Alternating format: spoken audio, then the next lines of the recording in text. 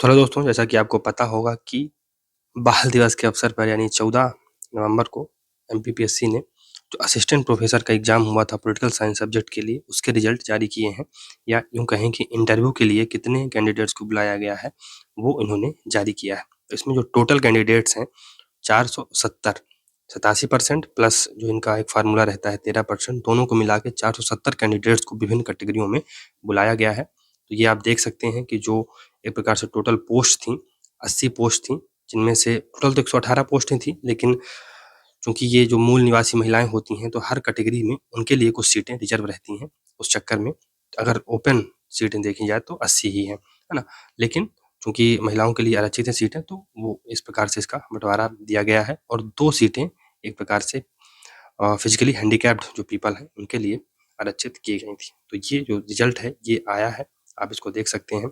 इसमें 427 जो अभ्यर्थी हैं उनका फर्स्ट लिस्ट में हुआ है, मेन जो लिस्ट है ए उसमें हुआ है, और 43 जो कैंडिडेट हैं उनका जो सिलेक्शन हुआ है उनका बी कैटेगरी में हुआ है, यानी बी जो लिस्ट बनी है उसमें हुआ है। तो ये अगर आप देख सकते हैं तो अपना ये रोल नंबर भी आप इसमें चेक कर सकते हैं ना। तो आप देख सकते हैं, अगर आपका इसमें रोल नंबर है कहीं लाई करता है तो आप इसको, ये है आपका रिजल्ट देख सकते हैं, है ना। और जो प्रावधिक हैं जिनमें से 43 कैंडिडेट्स को चुना गया है उनके रिजल्ट भी आप देख सकते हैं। तो ये है। साथ ही साथ दोस्तों, अब जिनका हो गया है, तो फॉर एग्जांपल जैसे अगर मेरा हो गया है, तो अब मुझे कौन कौन से डॉक्यूमेंट प्रोवाइड करने पड़ेंगे इसकी भी एक सूची दी हुई है, तो वो सूची आप जान लीजिए। अन्यथा आपके जो अर्हता है वो कैंसिल कर दी जाएगी अगर आप इनमें से जो बहुत महत्वपूर्ण डॉक्यूमेंट्स हैं उनको प्रोवाइड करवाने में असफल रहते हैं। तो इसके लिए जो लास्ट डेट रखी गई है वो 5 दिसंबर की रखी गई है, 5 दिसंबर 2024 की रखी गई है लास्ट डेट, जहाँ जब तक आप अपने डॉक्यूमेंट प्रोवाइड करवा सकते हैं। इसके साथ ही साथ कुछ और कैविएट दिया गया है इसमें कि आप 5 दिसंबर तक तो भिजवा ही सकते हैं, लेकिन अगर 6 से 12 तारीख तक आप 3000 रुपए की जो विलम्ब शुल्क है उसको देके इसको अपने फॉर्म भिजवा सकते हैं। और अगर 13 से 19 तक भी के समय में 13 दिसंबर से 19 दिसंबर के बीच आप अपने डॉक्यूमेंट भिजवाते हैं तो आपको फिर 25,000 रुपए का एक प्रकार से दंड देना पड़ेगा। हालांकि उसकी नौबत ना आए और आपको 5/12/2024 तक विभिन्न जो डॉक्यूमेंट हैं उनको भिजवाने होंगे। तो कौन कौन से डॉक्यूमेंट हैं इसको मैं एक बार पढ़े देता हूँ, और यही डॉक्यूमेंट आपको हूबहू प्रस्तुत करने होंगे। तो सबसे पहले इसमें जो परीक्षा हुई है असिस्टेंट प्रोफेसर पॉलिटिकल साइंस की, उसमें जो आपने ऑनलाइन आवेदन पत्र जो भरा था, है ना, उसकी छाया प्रति आपको देनी पड़ेगी, उसकी आपको एक प्रकार से फोटो कॉपी देनी पड़ेगी। उसके साथ साथ जो प्रवेश पत्र आपको मिला रहा होगा उसकी भी छाया प्रति आपको, उसकी भी ना फोटो कॉपी आपको प्रोवाइड करवानी पड़ेगी, डॉक्यूमेंट भेजने पड़ेंगे, है ना। इसमें उपस्थिति पत्रक एक ये कुछ मूल प्रति है, इसको बेसिकली ये जो गेस्ट में वगैरह पढ़ाते हैं उनके लिए ये है ना। फिर व्यक्तिगत विवरण पत्रक एक में मूल प्रतियां और उसकी एक तो मूल प्रति होगी, और उसके साथ ही साथ 5 छाया प्रतियां भी इसमें देने का प्रावधान है ना। केवल मूल प्रति पर नंबरिंग करना है, ये ध्यान रखिएगा। छाया प्रतियों पर कोई भी प्रकार की नंबरिंग नहीं की जाएगी। एक अनुप्रमाणन पत्र है फॉर्म नंबर 3, उसकी आपको मूल प्रति ही जमा करनी पड़ेगी, अनुप्रमाणन पत्र की मूल प्रति देनी पड़ेगी। फिर घोषणा पत्र किस प्रकार का कि किसी भी चयन या परीक्षा से आपको डिवार नहीं किया गया है, ये आपको घोषणा पत्र देना पड़ेगा और ये मूल प्रति ही जाएगी। फिर इसमें जो आपकी 10वीं की मार्कशीट है उसकी छाया प्रति यानी फोटो कॉपी जाएगी, 10वीं की जो मार्कशीट है उसकी छाया प्रतियां फोटो कॉपी जाएगी। फिर जो 12th की है उसकी भी फोटो कॉपी आपकी जाएगी जो मार्कशीट है। फिर इसमें स्नातक और यानी यूजी और पीजी की आपकी मार्कशीट जाएगी। तो फॉर एग्जांपल जैसे यूजी है उसकी अगर 3 साल की हुई तो 6 सेमेस्टर हुए तो 6 सेमेस्टर की मार्कशीट जाएगी, प्लस जो डिग्री है उसकी एक जो यूनिवर्सल डिग्री बनती है वो जाएगी। ऐसे ही अगर पीजी में आपके 4 सेमेस्टर हुए हैं तो 4 सेमेस्टर की मार्कशीट जाएगी और उसकी डिग्री जाएगी, ये ध्यान रखिएगा। और ये जो डिग्रियां हैं आपकी 13/4/2024 के पहले प्राप्त कर लिया जाना चाहिए था आपको, है ना, और इसकी छाया प्रति आपको देनी पड़ेगी।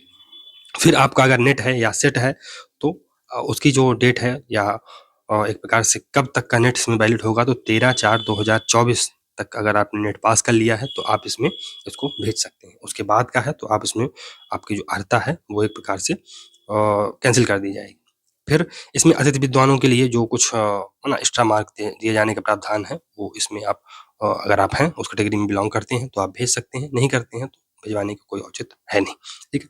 फिर इसमें जो मूल निवासी होने की स्थिति में मध्य प्रदेश का आपको रोजगार कार्यालय का जीवित पंजीयन प्रमाण पत्र आपको देना पड़ेगा और आयोग कार्यालय में अभिलेखित या अभिलेख प्रस्तुत करने की अंतिम तारीख तक ये जारी हो जाना चाहिए। यानी अगर आप 5 तारीख को जमा कर रहे हैं तो उसके पहले ये या 5 तक ही आप इसको मतलब वो जारी हो जाना चाहिए, जो रोजगार पंजीयन है उसकी आपको केवल छाया प्रति जमा करनी है।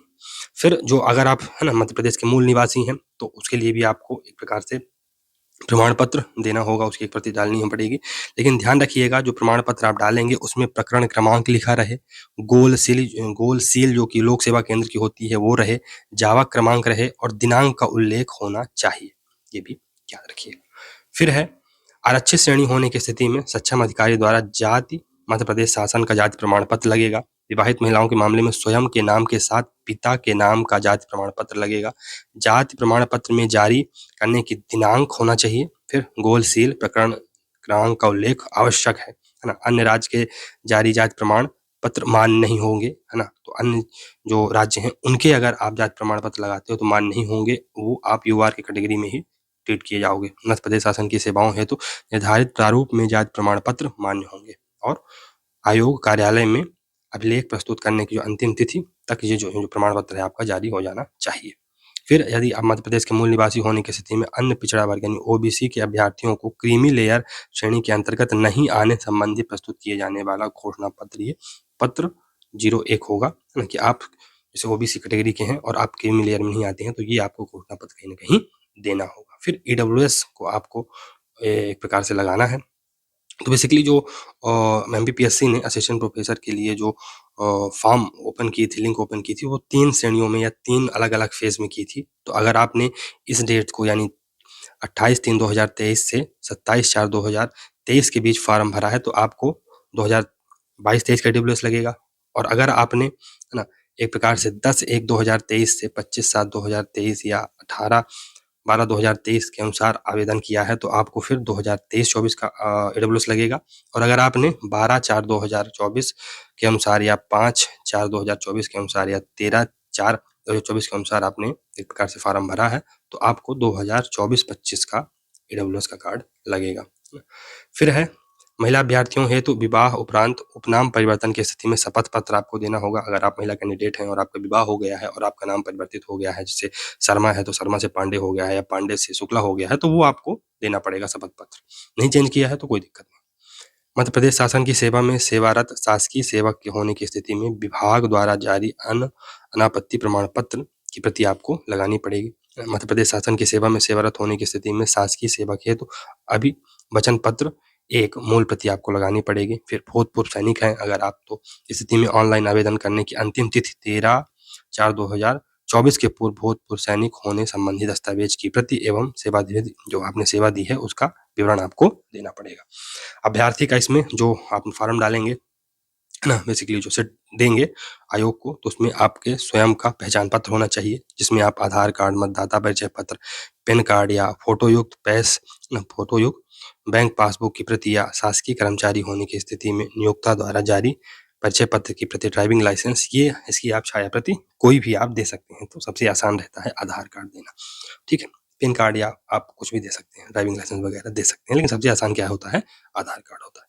फिर दिव्यांग अभ्यर्थी होने की स्थिति में दिव्यांगता के प्रमाण पत्र की छाया प्रति आपको देनी पड़ेगी और वो भी 13/4/2024 के पहले जारी हो जाना चाहिए था या उस तिथि तक जारी हो जाना चाहिए था। यदि अभ्यर्थी के खिलाफ कोई आपराधिक प्रकरण है, इससे तो आपका कोई संबंध नहीं होना चाहिए, है ना। फिर इसमें एक और फॉर्म भरना पड़ता है दोस्तों कि आयोग की वेबसाइट पर उपलब्ध विज्ञापन जो विज्ञापित पदों के मुख्य भाग 87 एवं प्रावधिक 13% के आधार अभ्यर्थी अभिवचन पत्र की पूर्ति कर आयोग कार्यालय में 75 दिवस को अनिवार्यतः प्रस्तुत करना सुनिश्चित होगा। इन द सेंस कि इन केस आपका 13% में रिजल्ट आ गया तो अब आप कोर्ट जाके है ना क्लेम नहीं कर सकेंगे कि मेरा 13% में क्यों आया, आप कोर्ट का केस लगा दें। नहीं, आपको ये शपथ देना पड़ेगा कि अगर आपका 87 में आ रहा है तो आप उसको स्वीकार करेंगे, अगर आपका 13% में रिजल्ट आ रहा है तो आप उसको स्वीकार करेंगे, आप फर्दर कोर्ट केस करने नहीं जाएंगे। ये शपथ पत्र आपको पहले से जो पीएससी है कितना चालाक है इससे आप जान सकते हैं, पहले से ही ये ले रहा है। अन्य कोई दस्तावेज जो अभ्यर्थी प्रस्तुत करना चाहता है। फॉर एग्जाम्पल आप पीएचडी कर रहे हैं तो उसका आप लगा सकते हैं, या आपने कहीं है ना गेस्ट के रूप में या ना कहीं सेवाएं दी हैं या कुछ एक्स्ट्रा करिकुलर आपने एक्टिविटी की है तो उसका भी आप यहाँ पर दस्तावेज संलग्न कर सकते हैं। ये महत्वपूर्ण है। जैसे आपने कोई रिसर्च पेपर लिखा या कुछ भी किया मतलब एक्स्ट्रा करिकुलर एक्टिविटी, तो उसका भी आप यहाँ पर प्रमाण पत्र दे सकते हैं। और उसके साथ ही साथ इन दस्तावेजों के साथ साथ आपको सबसे पहले ये भी जमा करना पड़ेगा। यहाँ पर आपको अपने हस्ताक्षर करने होंगे और जो ये सब है इसको आपको देना पड़ेगा। यहाँ पर एक बहुत ही महत्वपूर्ण चीज है दोस्तों, जो महत्वपूर्ण टिप है इसको आप पढ़ सकते हैं कि सूची में दर्शाए गए परीक्षा परिणाम पूर्णतः प्रारंभिक है, यानी प्रोविजनल है ये। और यदि अभ्यर्थी सहायक प्राध्यापक जो कि राजनीति विज्ञान का है परीक्षा 2022 के लिए अधिसूचित नियमों एवं शर्तों को पूर्ण नहीं करते हैं, अगर आपने जितने भी इसमें नियम है इन द सेंस की 25 हैं और 25 में जो अनिवार्यतः नियम है उनको अगर आप जैसे आपके पास नेट नहीं है या सेट नहीं है या मार्कशीट वगैरह नहीं है, अगर आप उनको पूरा नहीं कर रहे हैं तो आपका जो एक प्रकार से साक्षात्कार है उसकी जो अर्हता है उसको स्वतः ही समाप्त मान ली जाएगी। तो ये है कुछ चीजें हैं जिनको आपको ध्यान में रखना है। तो होप कि आपको इसमें अच्छा लगा होगा। और जितने भी विद्यार्थी हैं जिनका असिस्टेंट प्रोफेसर पॉलिटिकल साइंस में हुआ है 470 लोगों का टोटल हुआ है कैटेगरी इररिस्पेक्टिव ऑफ कैटेगरी, तो उनके लिए खुशखबरी और उनके लिए एक प्रकार से बधाई के पात्र हैं वो।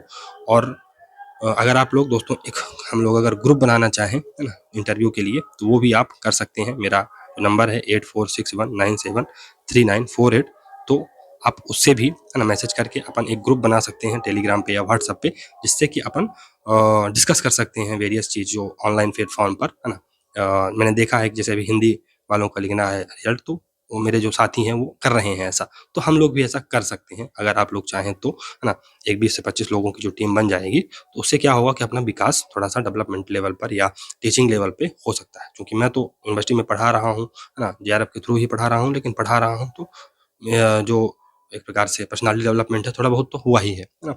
लेकिन अगर आप लोग चाहते हैं कि अगले 2-3 महीने में अपन इंडिविजुअल लेवल पे भी कोई प्रयास करें तो इस नंबर पे आप मैसेज कर सकते हैं और अपन एक अलग से ना एक ग्रुप बना के उस पे चैट वगैरह या जो भी जानकारी होगी पॉलिटिकल साइंस से रिलेटेड उसको आप अपन शेयर कर सकते हैं। तो ये आपसे अपील है, अगर आप चाहें तो उस मुहिम से जुड़ सकते हैं। चूँकि मेरा भी असिस्टेंट प्रोफेसर में इसमें हो गया है ना? तो उसमें चूँकि हो गया है तो अब तैयारी आगे की करनी है। इसलिए अगर कोई अन्य विद्यार्थी इसमें से जुड़ना चाह रहा है, कोई अन्य व्यक्ति इसमें से जुड़ना चाह रहा है तो उसके लिए प्लेटफॉर्म ओपन है। आप इस नंबर पर मैसेज कर सके और अपन एक ग्रुप में जुड़ जाएंगे है ना, 20-30 लोग बच्चे। क्योंकि हमारी जो यूनिवर्सिटी है ना, महाराजा छत्रसाल बुंदेलखंड यूनिवर्सिटी छतरपुर है ना, एमपी से मैं बेसिकली पीएचडी कर रहा हूँ, तो उसके ही साथ है ना कैंडिडेट उसमें जुड़े हुए हैं हमारे ग्रुप में। तो और भी अगर लोग जुड़ना चाहते हैं तो वो भी जुड़ सकते हैं, कोई इसमें वो नहीं है। तो इससे क्या होगा कि अपन आपस में भी इंडिविजुअल लेवल पे भी थोड़ा बहुत प्रयास करते रहेंगे, जो इंटरव्यू में बहुत ही महत्वपूर्ण होगा। तो चलिए होप कि आप लोगों का इसमें आया होगा और आप लोग इसमें देखेंगे। और ज़रूरी नहीं है मतलब इसमें मैं तो राजनीति विज्ञान का डॉक्यूमेंट बता रहा हूँ, लेकिन डॉक्यूमेंट की जो चीज़ें हैं वो कोई भी देख सकता है। अगर एमपीपीएससी असिस्टेंट प्रोफेसर का एग्जाम में इंटरव्यू किसी का कॉल हुआ है किसी भी कैटेगरी से या किसी भी विषय से, तो उसको ये दस्तावेज तो लगाने ही पड़ेंगे। तो वो आप उसको भी उस तरीके से भी देख सकते हैं। चलिए मिलते हैं अगले वीडियो में, तब तक के लिए goodbye, thank you very much for discussion.